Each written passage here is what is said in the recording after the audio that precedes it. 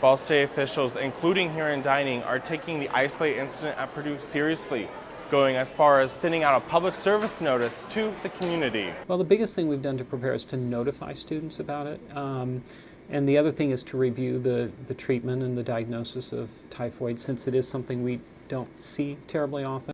Dr. Kent Bullis is the director of the Amelia T. Wood Health Center at Ball State. He says typhoid fever is not very common in the United States. It is downright rare in the United States.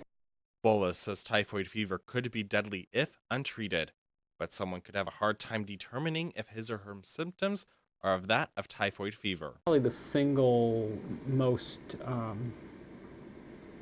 distinguishing characteristic is fever.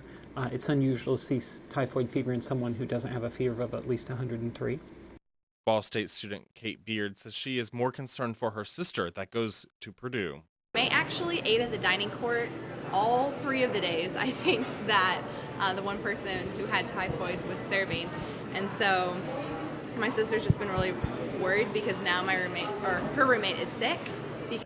Director of Ball State Dining John Lewis says the Ball State would have done the same thing as Purdue if the disease were to come from Ball State. Protocol would be just like they did at Purdue. I mean, they would work with the health center to identify the problem. They would make announcements, which they did.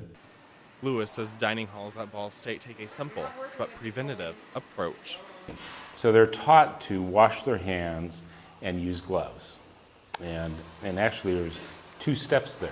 It's washing your hands and putting gloves on. Now we should note that the person at Purdue with typhoid fever does not work in their dining halls. Instead, they work in their student-run hospitality program, the Marriott, similar to Ball State's Allegra restaurant. Now, we did reach out to Allegra's chef Matt Chappell for comment on this story. He did not wish to do so. In Muncie, Cody Butler, NewsLink, Indiana.